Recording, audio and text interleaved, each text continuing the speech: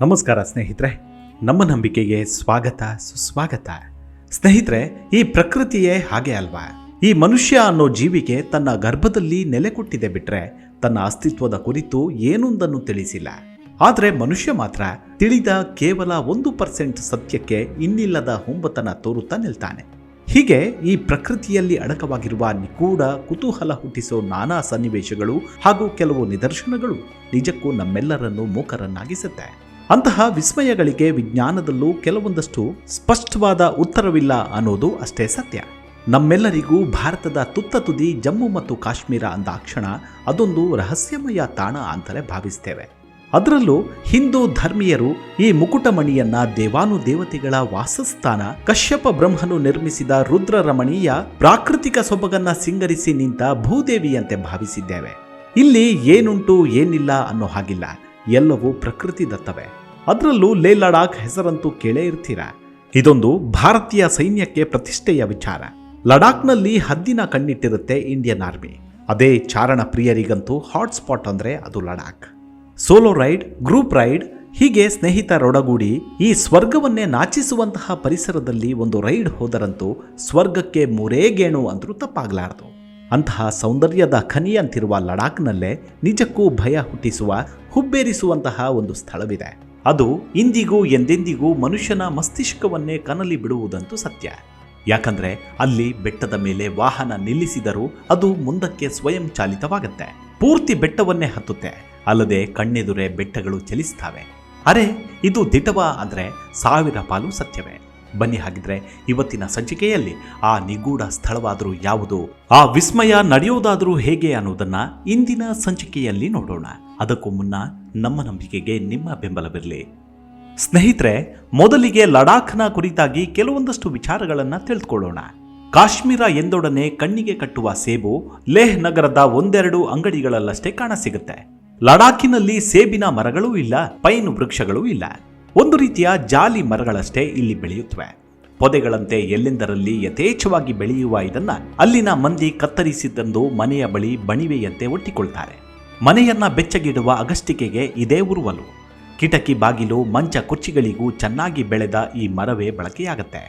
ನಮ್ಮಲ್ಲಿ ಶಾನುಭೋಗರ ಮೇಜು ಇದೆಯಲ್ಲ, ಅದೇ ರೀತಿಯ ಅಷ್ಟೇ ಎತ್ತರದ ಆದರೆ ಇಳಿಜಾರಿಲ್ಲದ ಮೇಜು ಇಲ್ಲಿ ಊಟದ ಮೇಜಾಗಿ ಬಳಕೆಯಾಗತ್ತೆ. ದಿನಕ್ಕೊಂದು ಸೇಬು ತಿನ್ನಿ, ವೈದ್ಯರಿಂದ ದೂರವಿರಿ ಎಂಬ ಹೇಳಿಕೆ ಇದೆಯಲ್ಲ, ಲಡಾಖಿನಲ್ಲಿ ದಿನಕ್ಕೊಂದು ಅಕ್ರೂಟ್ ತಿನ್ನಿ, ಚಳಿಯನ್ನ ದೂರವಿಡಿ ಎಂಬ ಮಾತು ಸಾಮಾನ್ಯ. ಲಡಾಖಿಗಳ ಕಿಸೆಯಲ್ಲಿ ಅಕ್ರೂಟ್ ಹಾಗೂ ಅಂಥದ್ದೇ ವಸ್ತುಗಳ ಪುಡಿ ಇರುತ್ತೆ.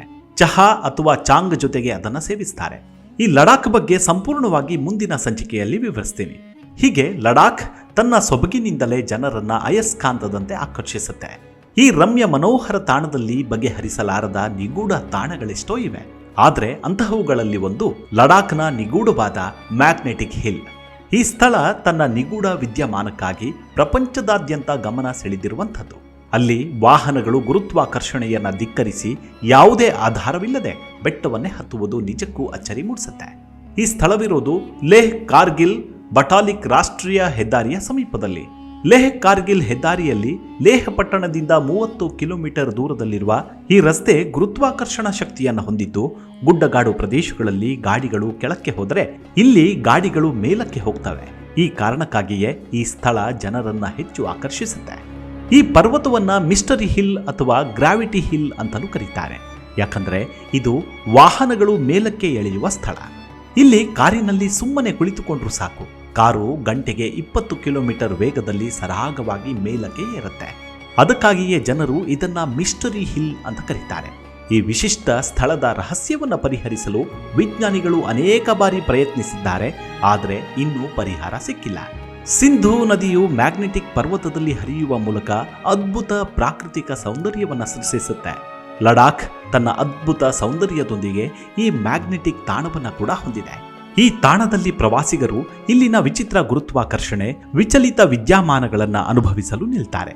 ಲಡಾಖ್ನ ಮ್ಯಾಗ್ನೆಟಿಕ್ ಹಿಲ್ ರಸ್ತೆಯಿಂದ ಕೆಲವೇ ಮೀಟರ್ ದೂರದಲ್ಲಿ ರಸ್ತೆಗೆ ಹಳದಿ ಪಟ್ಟಿಗಳನ್ನು ಅಳವಡಿಸಲಾಗಿರುತ್ತೆ. ಅದರ ಮೇಲೆ ವಾಹನಗಳನ್ನು ನ್ಯೂಟ್ರಲ್ ಗೇರ್ನಲ್ಲಿ ನಿಲ್ಲಿಸಿ ಎಂದು ಬರೆಯಲಾಗಿದೆ. ನಿಜಕ್ಕೂ ಇದೊಂದು ಮ್ಯಾಜಿಕಲ್ ತಾಣವೇ ಸರಿ. ಅಸಾಧಾರಣವಾಗಿರುವ ವಿದ್ಯಮಾನದಿಂದಾಗಿ ಇಲ್ಲಿಗೆ ಮಿಸ್ಟರಿ ಹಿಲ್ ಹಾಗೂ ಗ್ರಾವಿಟಿ ಹಿಲ್ ಎಂಬ ಹೆಸರಿದೆ. 14,000 ಅಡಿ ಎತ್ತರದಲ್ಲಿರುವ ಬೆಟ್ಟದ ಪೂರ್ವ ಭಾಗದಲ್ಲಿ ಸಿಂಧೂ ನದಿ ಹರಿಯುತ್ತೆ. ಈ ಕುತೂಹಲಕಾರಿಯಾದ ವಿದ್ಯಮಾನಕ್ಕೆ ವೈಜ್ಞಾನಿಕ ಕಾರಣಗಳಿದ್ದರೂ ಕೂಡ ಇಲ್ಲಿನ ಸ್ಥಳೀಯರು ಅನೇಕ ಕಟ್ಟುಕತೆಗಳನ್ನು ಹೇಳಿ ಬೆಟ್ಟದ ಬಗೆಗೆ ಕುತೂಹಲವನ್ನು ಕೆರಳಿಸ್ತಾರೆ. ಲಡಾಖ್ನ ಹಳ್ಳಿಗರ ಪ್ರಕಾರ ಒಂದೊಮ್ಮೆ ಈ ರಸ್ತೆಯು ಸ್ವರ್ಗದ ಹಾದಿಯಾಗಿತ್ತು ಎಂದು ನಂಬುತ್ತಾರೆ. ಸ್ವರ್ಗಕ್ಕೆ ಅರ್ಹರಾದವರನ್ನ ಈ ಬೆಟ್ಟ ತಾನೇ ಎಳೆದುಕೊಳ್ಳುತ್ತದೆ, ಆದರೆ ಅನರ್ಹ ವ್ಯಕ್ತಿಗಳು ಸ್ವರ್ಗದ ದಾರಿಯನ್ನ ಕಂಡುಕೊಳ್ಳುವುದೇ ಇಲ್ಲ ಎಂಬುದು ಇಲ್ಲಿನ ನಿವಾಸಿಗಳ ಅಭಿಪ್ರಾಯ. ಮೇಲಕ್ಕೆ ಹೋಗುವ ವಿದ್ಯಮಾನದ ಕುರಿತಾಗಿ ವಿಜ್ಞಾನವು ವಿವರಿಸುವ 2 ಸಿದ್ಧಾಂತಗಳಿವೆ. ಒಂದು ಸಾಮಾನ್ಯವಾದ ಸಿದ್ಧಾಂತವೆಂದರೆ ಬೆಟ್ಟವು ಬಲವಾದ ಕಾಂತೀಯ ಶಕ್ತಿಯನ್ನ ಹೊಂದಿರುವುದರಿಂದ ಸುತ್ತಮುತ್ತಲಿನ ವಾಹನಗಳನ್ನ ತನ್ನತ್ತ ಎಳೆದುಕೊಳ್ಳುತ್ತೆ. ನಿಜವಾಗಿ ಹೇಳಬೇಕೆಂದರೆ ಈ ಭಾಗದಲ್ಲಿರುವ ಕಾಂತೀಯ ಬಲ ಎಷ್ಟು ಪ್ರಬಲವಾಗಿದೆ ಎಂದರೆ ಭಾರತೀಯ ವಾಯುಪಡೆಯ ವಿಮಾನಗಳು ಈ ರಸ್ತೆಯನ್ನು ತಪ್ಪಿಸಿಕೊಂಡು ಪ್ರಯಾಣಿಸ್ತವೆ. ಇದರಿಂದ ತಮ್ಮ ಡಿವೈಸ್ಗಳಲ್ಲಿ ಕಾಂತೀಯ ಹಸ್ತಕ್ಷೇಪಗಳನ್ನು ವಿಮಾನಗಳು ಎದುರಿಸೋದಿಲ್ಲ. ಮತ್ತೊಂದು ಸಿದ್ಧಾಂತ ಅಂದರೆ ಆಪ್ಟಿಕಲ್ ಇಲ್ಯೂಷನ್ ಅಂತ ತಿಳಿಸುತ್ತೆ, ಅಂದರೆ ದೃಷ್ಟಿಯ ಭ್ರಮೆ. ಇದರ ಪ್ರಕಾರ ಬೆಟ್ಟವು ನಿಜವಾಗಿಯೂ ಅಯಸ್ಕಾಂತೀಯ ಶಕ್ತಿಯನ್ನು ಹೊಂದಿಲ್ಲ, ಆದರೆ ಒಂದು ರೀತಿಯ ದೃಷ್ಟಿ ಭ್ರಮೆಯನ್ನು ಸೃಷ್ಟಿಸುತ್ತೆ. ಹೀಗಾಗಿ ಕೆಳಮುಖವಾಗಿ ಹೋಗುವುದು ಮೇಲ್ಮುಖವಾಗಿ ಹೋದಂತೆ ಭಾಸವಾಗುತ್ತೆ. ಹಾಗಾಗಿ ವಾಹನವು ಮೇಲ್ಮುಖವಾಗಿ ಚಲಿಸುವುದನ್ನ ನಾವು ನೋಡಿದಾಗ ನಿಜವಾಗಿಯೂ ಇದು ವಿರುದ್ಧವಾಗಿರುತ್ತೆ. ಈ ವಿದ್ಯಮಾನ ಗಮನಕ್ಕೆ ಬರುವಂತಹ ಸ್ಥಳದಲ್ಲಿಯೇ ಅಧಿಕಾರಿಗಳು ಜಾಹೀರಾತು ಫಲಕವನ್ನು ಇರಿಸಿದ್ದಾರೆ. ರಸ್ತೆ ಮೇಲೆ ಗುರುತಿಸಲಾದ ಹಳದಿ ಬಣ್ಣದ ಪೆಟ್ಟಿಗೆಯು ವಾಹನವನ್ನ ತಟಸ್ಥವಾಗಿ ನಿಲ್ಲಿಸಬೇಕಾದ ನಿಖರ ಬಿಂದುವನ್ನು ಸೂಚಿಸುತ್ತೆ. ಅಲ್ಲಿಂದ ವಾಹನವು ನಿಧಾನವಾಗಿ ಬೆಟ್ಟವನ್ನ ಹತ್ತೋದನ್ನ ಕಾಣಬಹುದು. ಈ ರಸ್ತೆಯು ವರ್ಷವಿಡೀ ತೆರೆದಿರುತ್ತೆ. ಆದಾಗ್ಯೂ ಮ್ಯಾಗ್ನೆಟಿಕ್ ಹಿಲ್ಲಿಗೆ ಭೇಟಿ ನೀಡಲು ಉತ್ತಮ ಸಮಯವೆಂದರೆ ಜುಲೈ ಹಾಗೂ ಅಕ್ಟೋಬರ್ ತಿಂಗಳ ಮಧ್ಯಭಾಗ. ಈ ಸಮಯದಲ್ಲಿ ರಸ್ತೆಗಳು ಕಣ್ಣಿಗೆ ಕಾಣುವಂತಿರುತ್ತೆ ಮತ್ತು ವಾಹನ ಚಾಲನೆಗೆ ಯಾವುದೇ ತೊಡಕುಂಟಾಗೋದಿಲ್ಲ. ಲೇಹ್ನಿಂದ 30 ಕಿಲೋಮೀಟರ್ ದೂರದಲ್ಲಿರುವ ಮ್ಯಾಗ್ನೆಟಿಕ್ ಹಿಲ್ ಬಂಜರು ಪ್ರದೇಶದ ಭಾಗವಾಗಿದೆ. ಹಾಗಾಗಿ ಪ್ರವಾಸಿಗರನ್ನ ಹೊರತುಪಡಿಸಿ ಇದು ಹೆಚ್ಚು ಕಡಿಮೆ ಏಕಾಂತ ಪ್ರದೇಶವಾಗಿದೆ. ಈ ಪ್ರದೇಶದಲ್ಲಿ 1-2 ಹೋಮ್ ಸ್ಟೇಗಳು ಲಭ್ಯವಿದ್ದರೂ ಕೂಡ ಲೇಹ್ ನಗರದಲ್ಲಿರುವ ಹೋಟೆಲ್ನಲ್ಲಿ ವಾಸ್ತವ್ಯ ಹೂಡಿ ನಂತರ ಬೆಟ್ಟಕ್ಕೆ ಹೋಗೋದು ಉತ್ತಮ. ಇಂದಿಗೂ ಲಡಾಖ್ನ ಮ್ಯಾಗ್ನೆಟಿಕ್ ಹಿಲ್ ಜನಪ್ರಿಯ ಪ್ರವಾಸಿ ತಾಣಗಳಲ್ಲಿ ಒಂದಾಗಿದೆ. ಮೇಲ್ನೋಟಕ್ಕೆ ವಾಹನಗಳು ಮೇಲಕ್ಕೆ ಚಲಿಸುವಂತೆ ನೋಡುವ ಅನುಭವವು ಒಂದು ಕುತೂಹಲಕಾರಿ ಮತ್ತು ಸ್ಮರಣೀಯವಾದದ್ದು.